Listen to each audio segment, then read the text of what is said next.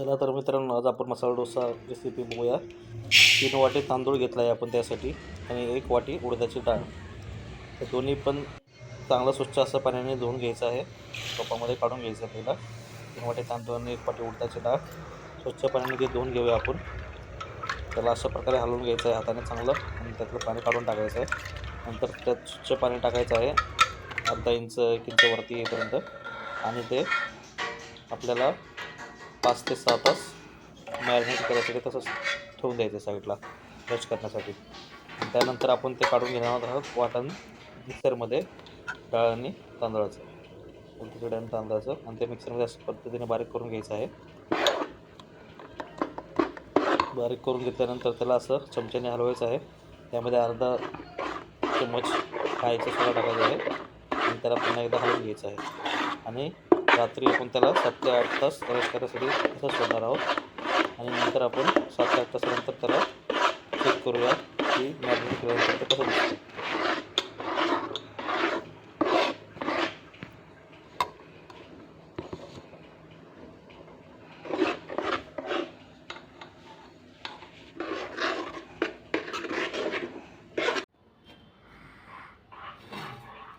तुम्ही बघू शकता आता आपण ते रेस्ट करायला ठेवलं होतं जे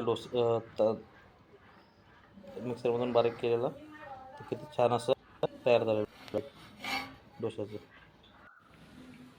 आता आपण तव्यावर बनवायला सुरुवात करूया। तुम्हाला टिप्स होती, तुमच्याकडे नॉनस्टिकी तवा नाही आहे, लोखंडी तवा आहे, त्यांनी त्याच्यावरती एक चपाती पहिला भाजून काढायची आणि त्यानंतर डोसे बनवायला सुरुवात करायची। आता आपल्या तव्याला ही एक टिप तुम्हाला या व्हिडिओ निमित्ताने शेअर करत आहे। खूप कमी लोकांना माहिती असतं की लोखंडी तव्यावरती आता एक पैरा चपाती आपण भाजून साईडला काढली की त्यानंतर मग डोसे असे व्यवस्थित तयार होतात। तर आपला मसाला डोसा बघा मस्त पसरवून घेतला आहे आपण, 2 ते 3 पळी त्यामध्ये टाकले होते आपण मिश्रण ते, आणि त्या मिश्रणामध्ये आपल्या चवीनुसार मीठ ॲड करायचं आहे 1 चम्मच, तेव्हा आपण बनवायला सुरुवात करू त्याच्या अगोदर।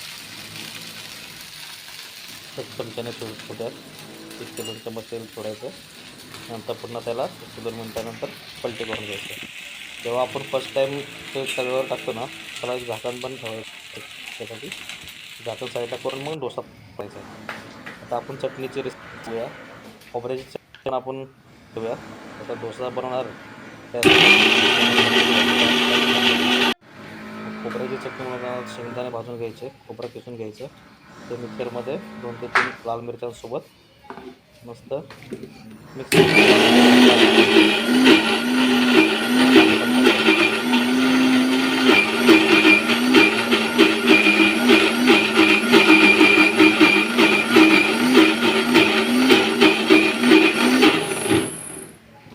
अशा पद्धतीने बारीक झाल्यानंतर आपलं चटणीचा वाटा कसा दिसत आहे। आता आपण जरा देऊया तडका। छोट्या टोपामध्ये तेल घेतलं आहे आपण, तेलामध्ये टाकूया जिरं आणि मोहरी आणि त्यासोबत टाकणार आहोत आपण कढीपत्ता आणि थोडीशी हळद आपण ॲड केली आहे, पण तुम्ही ऑप्शनल आहे हळद तुम्हाला जर आवडत असेल तरच थोडीशी टाका, नाही टाकली तरी चालेल। तेल चांगलं उकळल्यानंतर तेलामध्ये जिरं, मोहरी, मिरच्या आणि कढीपत्ता चांगला उकळल्यानंतर ही आपली फोडणी तयार झाली आहे, ते आपण टाकूया डायरेक्ट चटणीमध्ये आणि झाकण असं लावून घ्यायचं। चटणी टाकल्यानंतर चटणी त्या अंगावर ओढण्याची शक्यता असते। थोड्या वेळानंतर आपण ते झाकण काढल्यावरती आपली चटणी कशी दिसत आहे ते बघू आणि त्याला चमच्याने तडका आणि चटणीला एकत्र मिक्स करून घेऊया। चमच्याने